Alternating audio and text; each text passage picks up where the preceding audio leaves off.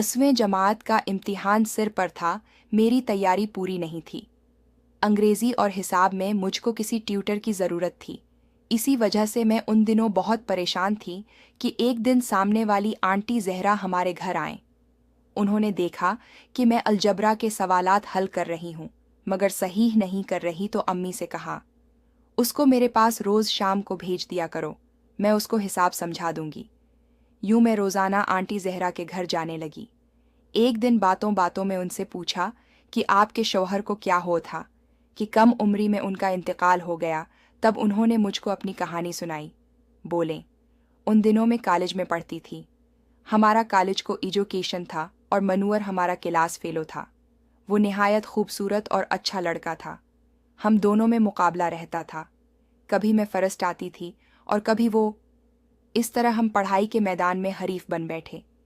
जब मैं फर्स्ट आती तो मेरी सहेलियां खुश होतें और उसको सुनातें, और जब वो फर्स्ट आता तो उसके दोस्त मुझको देखकर कुछ ना कुछ कहते और अपने दोस्त के लिए खुशी से तालियां बजाते।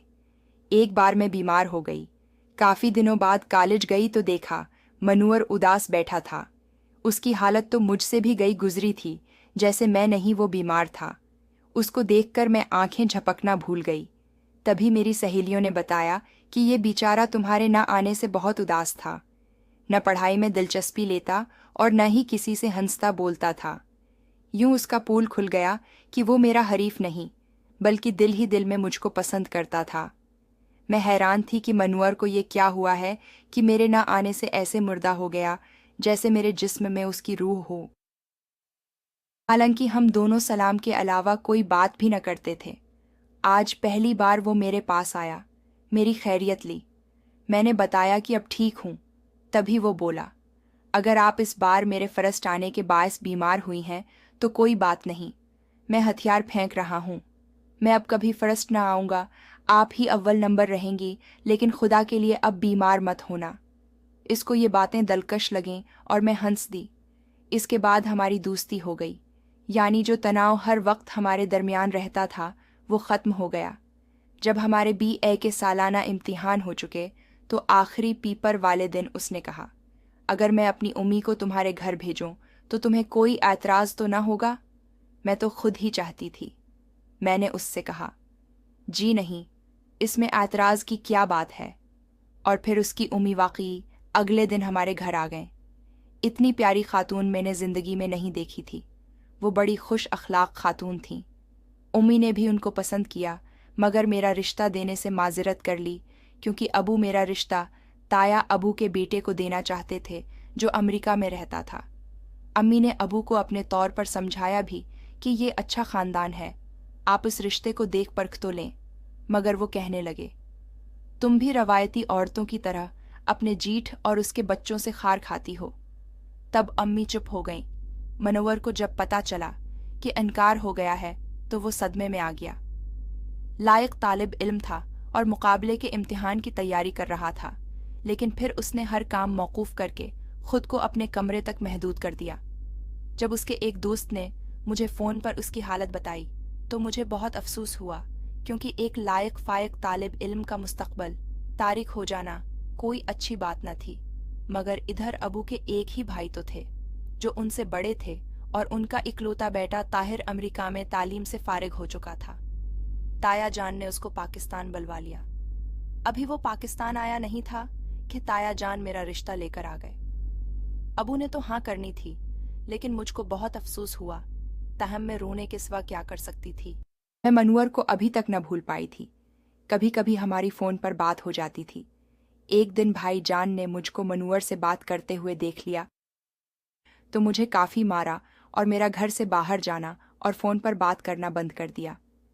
उम्मी ने जब ये सूरत हाल देखी तो बहुत कड़े, क्योंकि न तो भाई मेरे जज्बात समझता था और न ही अबू को मेरी खुशी का ख्याल था। ताया जान मंगनी की तैयारी कर रहे थे कि ताहिर साहब पाकिस्तान तशरीफ़ ले आए। उनके साथ एक मीम और 2 बच्चे भी थे। यूं इन सब के अरमानों पर औस पड़ गई। चेहरा फूल की तरह खुल गया। मुझको बहुत खुशी हुई कि ताहिर शादीशुदा निकला। वो शुरू ही से मुझको अच्छा नहीं लगता था। इसने माँ बाप को भी धोखे में रखा था। अमेरिका में पढ़ने का बहाना करके घर गृहस्थी की जिंदगी गुजारता रहा। अबू जान पहले तो ताया जान से लड़े, लेकिन फिर दोनों भाइयों की लड़ाई में खुदा जाने सुलह का कौन सा पहलू निकल आया कि दोनों एक हो गए। ताया ने अबू से कहा कि ये मीम यहाँ नहीं रह सकेगी, क्योंकि इस मुल्क में उसको अपने मुल्क वाली सहूलतें मैसर नहीं होंगी। वो अपने बच्चों के साथ वापस चली जाएगी। तुम शादी की तैयारी कर। जब अबू ने उम्मी को बताया कि मैं जहरा की शादी ताहिर से कर रहा हूँ तो वो आग बगूला हो गईं। कहा कि भतीजे की मोहब्बत में उस कदर अंधे हो गए हैं जो उसका शादी शुदा होना और 2 बच्चों का बाप होना भी तुमको नज़र नहीं आ रहा। मैं ऐसा हरगुज ऐसा नहीं होने दूंगी और अपनी बेटी की ज़िंदगी को तबाह न होने दूंगी, चाहे तुम मुझे तलाक ही दे दो। उम्मी और अबू में काफ़ी जंग हुई। आखिर उम्मी हार गईं कि अबू ने उम्मी को तलाक देने के लिए कागजात भी तैयार करवा लिए थे। अब उम्मी ने कुछ और ही ठान ली। वो बज़ाहिर खुशी खुशी मेरी शादी की तैयारियों में लगी हुई थीं, लेकिन मेरे नाना और बड़े मामों से बराबर राबिता में थीं। वो छिपकर मामों के हमराह मनूवर के घर गईं और पता नहीं कैसे उनको मना लिया। दरअसल मनूवर के वालिदैन बहुत अच्छे लोग थे। वो अम्मी की मजबूरी और सदाकत देखकर इस रिश्ते पर मान गए। यूं एक दिन अम्मी मुझे लेकर शादी के कपड़े सलवाने बाजार गईं और घर में बताया कि शादी की शॉपिंग करनी है, लेकिन वो मामों के घर चली गईं और वहाँ मीर इनकाह मनूवर से हो गया, जिसका उन्होंने पहले से इंतज़ाम कर रखा था। निकाह के बाद अम्मी मुझको छोड़ कर चली गईं और जाते हुए ये कह गईं कि अगर जिंदा रही तो तुमसे ज़रूर मिलूंगी और अगर मर गई तो मुझे याद रखना, लेकिन कभी अपने बाप कर घर लौटकर मत जाना, क्योंकि वो तुमको कभी माफ़ नहीं करेंगे। उन्होंने मुझको अपना ज़ीवर और कुछ रकम दी। मैं और मनूवर इसी दिन कराची रवाना हो गए। मनूवर बहुत खुश था। हम कुछ दिन उसके ताया के घर रहे, फिर उसको मुलाजमत मिल गई तो हमने किराए का घर ले लिया। 1 साल बाद खुदा ने मुझको प्यारा सा बेटा दिया। उधर अम्मी मेरा इनकाह करने के बाद घर गईं तो अबू ने पूछा, जहरा कहाँ है? अम्मी ने बहाना किया कि मामों के घर है, आ जाएगी। इसी शाम वो मुझको लेने के बहाने दोबारा नाना अबू के घर आ गईं, क्योंकि जानती थीं कि अब हालात का अकेले मुकाबला करना उनके बस की बात नहीं है और मेरा मौजूद न होना ख़तरे से खाली नहीं है। जब अबू को पता चला कि उम्मी मैके गए हुई हैं तो वो समझ गए कि दाल में कुछ काला है।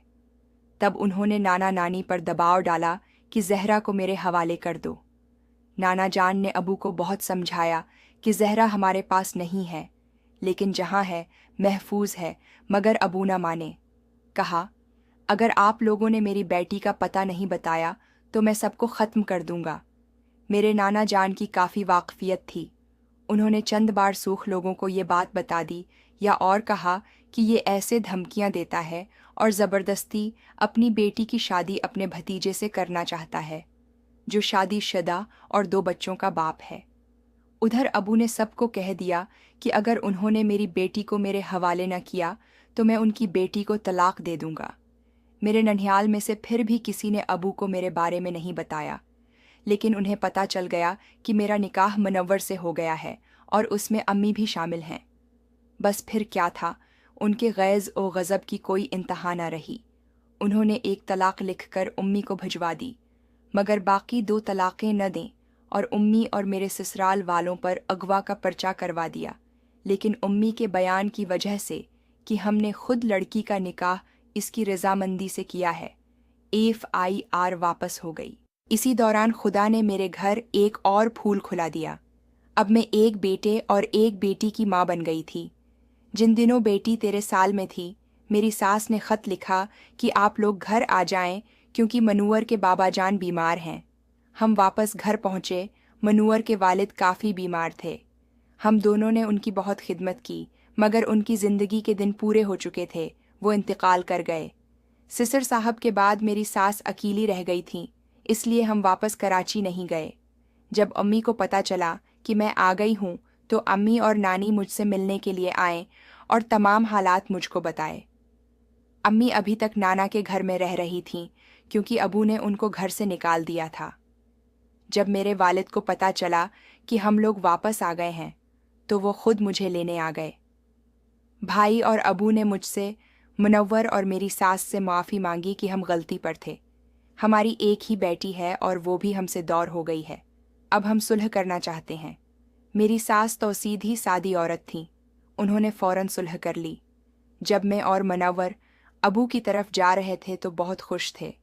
والد کے گھر ہماری کافی خاطر تواضع کی گئی.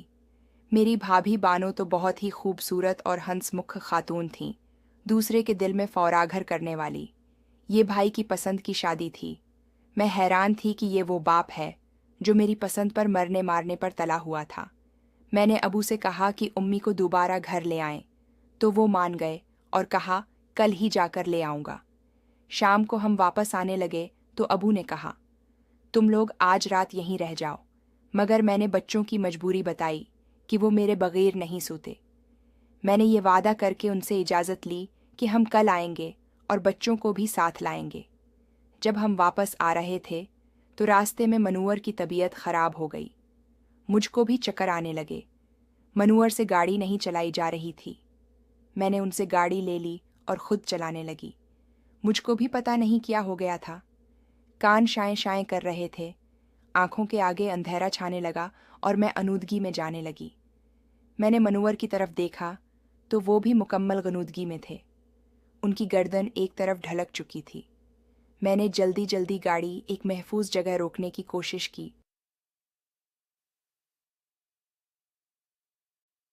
مگر میرے حواسوں نے مجھ کو مہلت نہ دی اور گاڑی کا ایکسیڈنٹ ہو گیا.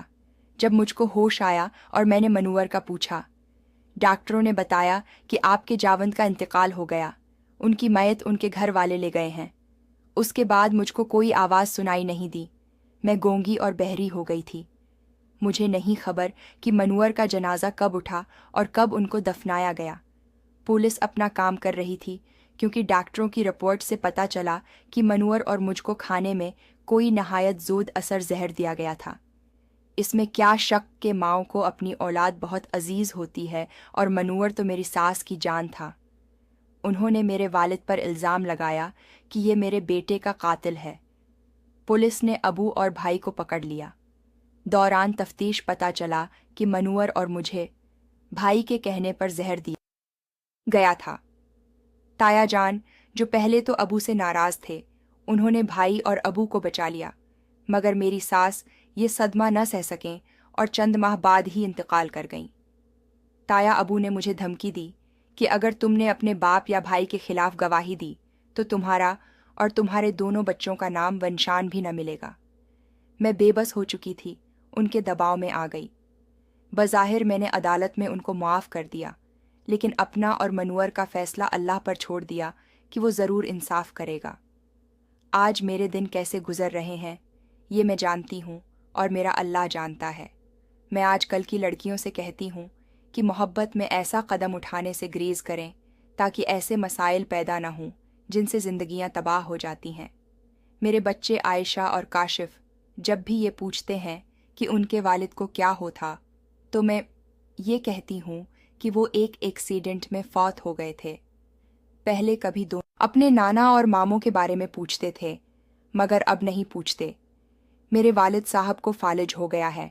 وہ بول سکتے ہیں اور نہ کچھ کھا پی سکتے ہیں. گھر پر ان کی بہو کی حکمرانی ہے.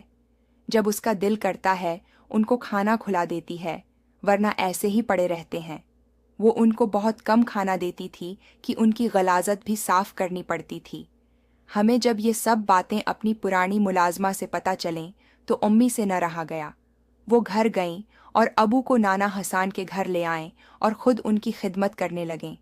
جب ابو کی حالت زیادہ خراب ہو گئی تو امی مجھ کو ان کے پاس لے گئیں کہ زہرا بیٹی، انسان کسی نہ کسی بے انصافی کی وجہ سے خدا کی پکڑ میں آ ہی جاتا ہے. لگتا ہے کہ تمہیں برباد کرنے کے جرم میں تمہارے ابو کی پکڑ ہو گئی ہے.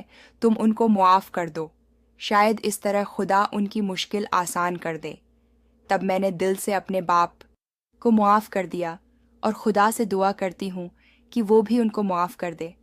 ابو کی وفات کے بعد امی کو میں مستقل اپنے پاس لے آئی کیونکہ ان کا میرے سوا کوئی نہ تھا. بھائی تو بیگم کے ساتھ خوش ہے اور ہمارا نام بھی سننا گوارا نہیں کرتا. آنٹی کی کہانی سن کر میں سکتے میں رہ گئی، جو مجھ کو سمجھا رہی تھیں کہ کالج میں بس تم اپنی پڑھائی سے کام رکھنا اور کسی سے محبت کے چکر میں نہ پڑنا۔ میری زندگی اور مجھ سے سبق سیکھو۔ محبت بہت کم لوگوں کو خوشی دیتی ہے۔ ہمارے معاشرے زیادہ تر اس جرم کی بڑی کڑی سزا پاتے ہیں۔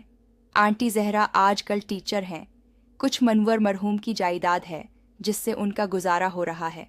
میں سوچتی ہوں کہ کون سا بھائی اور باپ ہے جو اپنی بہن بیٹی کے ساتھ ایسا سلوک کرتا ہوگا۔ بھائی تو بہنوں پر جان قربان کر دیتے ہیں۔ یہ کیسا بھائی تھا جو بہن اور اس کے سہاگ کی جان کا دشمن بن بیٹھا تھا؟